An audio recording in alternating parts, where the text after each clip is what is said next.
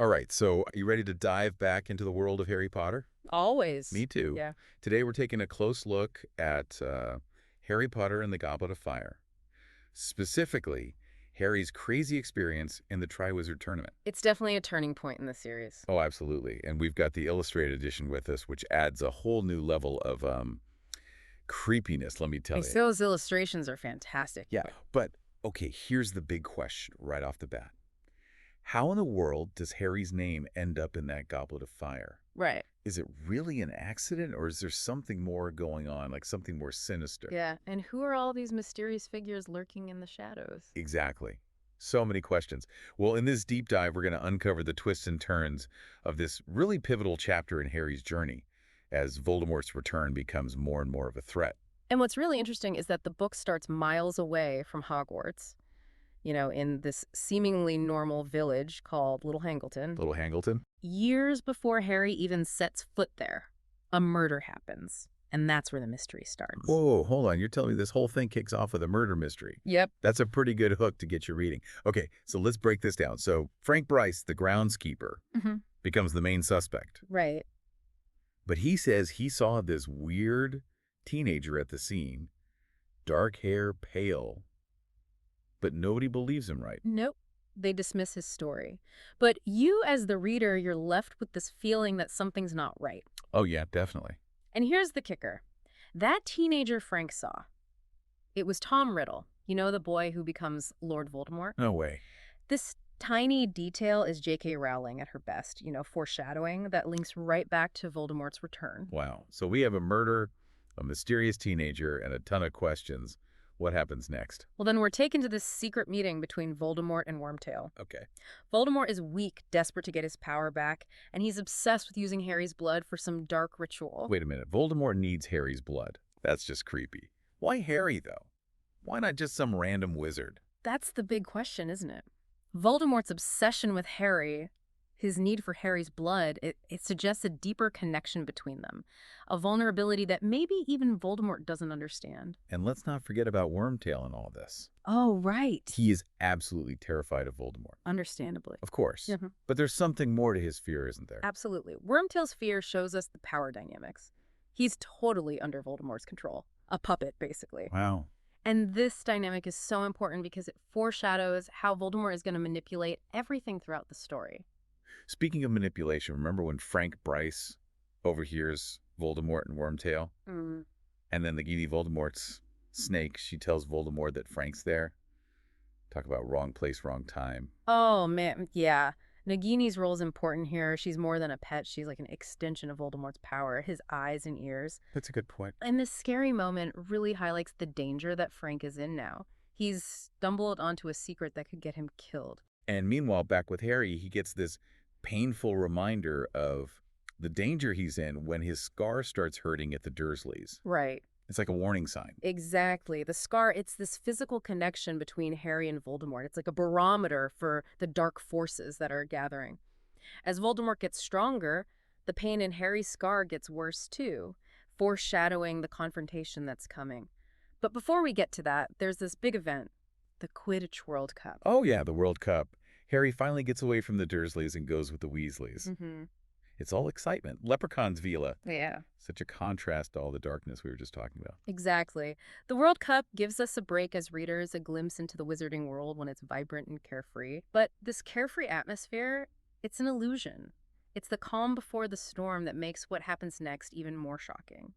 We see all the social dynamics at play. The Malfoys with their pure blood mania contrasted with the Weasleys, who are much more tolerant and accepting. It's all fun and games until it's not. Yeah, and it doesn't last long, because right after the match, chaos breaks out.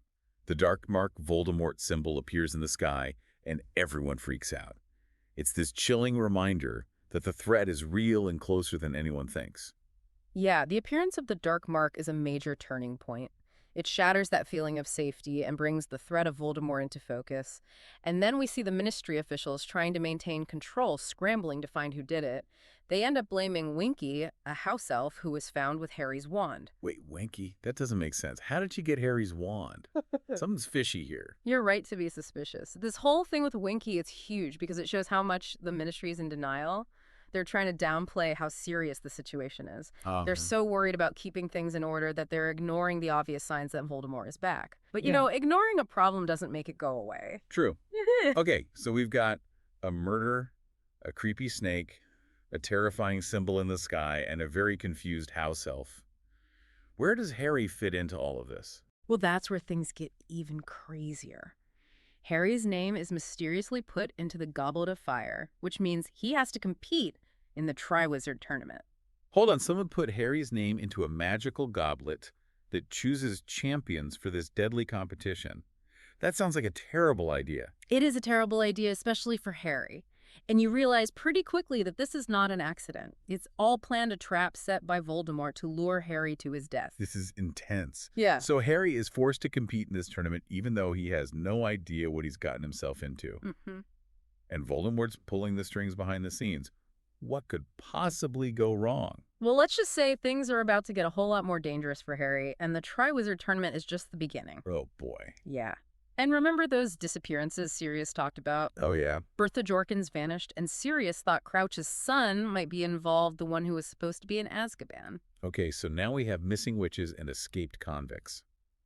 This is getting really complex. Mm-hmm. But how does this connect to what's going on at Hogwarts? That's the question, isn't it? These disappearances, even though they seem separate, they're actually part of a bigger picture. A web of mystery that points right back to Voldemort's return. Okay. It's like you're putting together a puzzle, and every piece, even the small ones, brings you closer to the truth. I like that. Yeah. Speaking of puzzling, what's the deal with Hagrid? He's been acting so weird since the Yule Ball, all secretive and avoiding everyone. Yeah, Hagrid's behavior, it's interesting. It shows how vulnerable he is. He's ashamed of being giant, afraid of being judged. Right. But you as a reader, you see past that fear.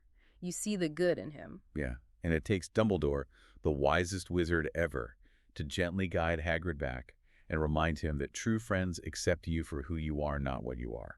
That's pretty powerful. Absolutely. It's about embracing who you are, even the parts you might not like. And in a world full of prejudice and discrimination, that message is so important. Agreed. Okay, so we have missing witches, a moody Hagrid and Harry, about to face a dragon in the first task. Talk about pressure. The dragon task, it's a real trial by fire. Literally. It tests Harry's courage, how resourceful he is, how he thinks on his feet. That's a good point. And think about it, we all face dragons in our own lives, right? Those challenges that seem impossible, those fears that hold us back. Harry facing that dragon, it reminds us that even when things are tough, we can find the strength to overcome our fears. Yeah, Harry gets past the dragon thanks to Sirius's advice and his Quidditch skills. Right. But then he's got this golden egg that screams at him, giving him clues about the next task. It's enough to drive you crazy. The golden egg is more than just a prize. It's a puzzle, a challenge that makes Harry think strategically. Sure. And you, as the reader, you're right there with him trying to figure out the clues, wondering what's going to happen next. Oh, yeah, for sure. It's that suspense that keeps you hooked. Totally. So the egg's clue leads Harry to the second task, which is an underwater rescue. He has to dive into the Black Lake and get back something precious that was taken from him. Right. But here's the thing. Each champion has to rescue someone they care about. Oh, yeah, I remember this part. For Harry, it's Ron. For Cedric, it's Cho Chang. And for Crumb, it's Hermione. Whoa! I know, right? This task is so clever because it tests not only their magic, but also their loyalty, their willingness to risk themselves for someone else. And it makes you think, what would you do if someone you loved was in danger? Would you risk your own life to save them? It's a good question. Harry, being Harry, goes above and beyond. He rescues Ron and Fleur Delacour's sister, too.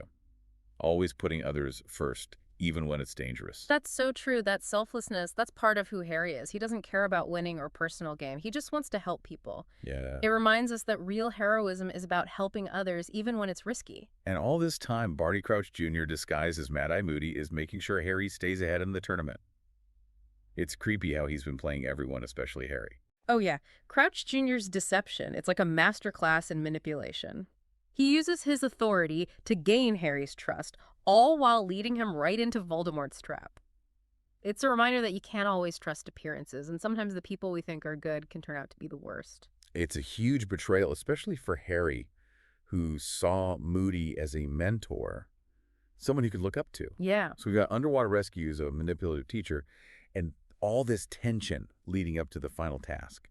What happens next? The third task, a maze full of dangerous creatures and obstacles, that's the culmination of everything Harry has faced so far. It tests his strength, both physical and mental, his ability to make tough decisions under pressure. I remember that scene so clearly. Harry and Cedric working together to get through the maze only to end up in that creepy graveyard. And then Voldemort comes back. It's like a punch to the gut, a moment that changes everything. The graveyard scene is a turning point. It marks Voldemort's return for real, the resurrection of the Dark Lord, and the start of a war that's going to affect the whole wizarding world. And that's where Cedric dies, a victim of Voldemort's cruelty. Cedric's death is heartbreaking. It shows you the real cost of this conflict, the innocent lives lost in this battle between good and evil. Exactly. Cedric's death changes Harry. He sees the consequences of Voldemort's return, the true face of evil, and what it means to fight against darkness. It's a moment of terrible loss, but it also makes Harry stronger, turns him from a boy into a warrior. And just when you think it can't get any worse, we find out Mad-Eye Moody was an imposter all along. It was Barty Crouch Jr. working for Voldemort. Talk about a twist. Yeah. The reveal of Crouch Jr.'s deception is brilliant. It makes you question everything you thought you knew about what happened. Right. Crouch Jr. has been setting everything up, manipulating Harry, leading him to Voldemort. It's a reminder that looks can be deceiving, and even the people you trust can be your enemies. It's a betrayal on so many levels, especially for Harry, who trusted Moody. But wait, what happens next? Does the Ministry finally believe that Voldemort is back? So Harry goes back to Hogwarts. He's faced Voldemort. He saw Cedric die.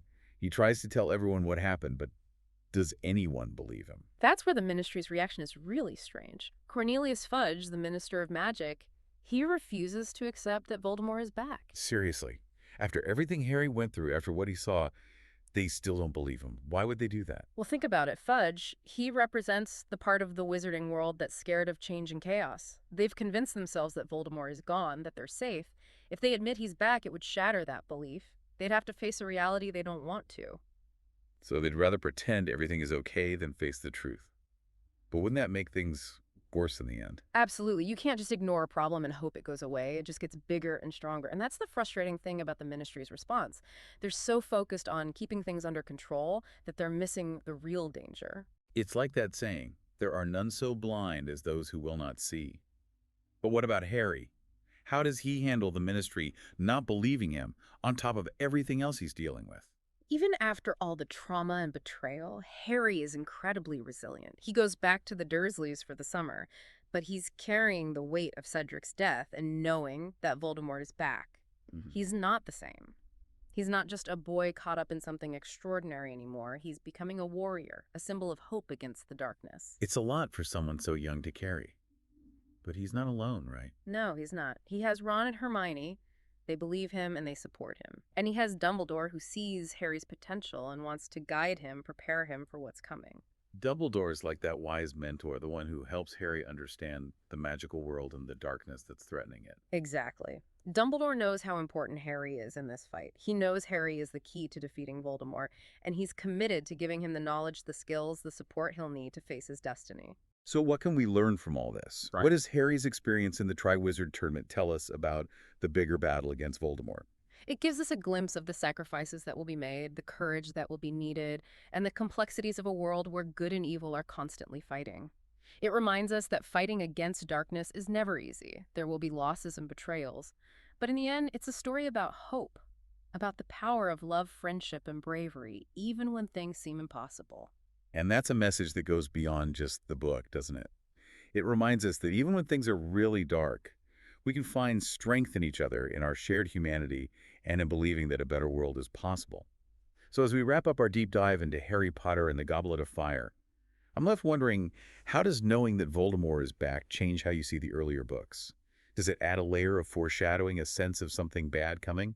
That's something for you to think about as you continue exploring the world of Harry Potter. Thanks for joining us on this deep dive.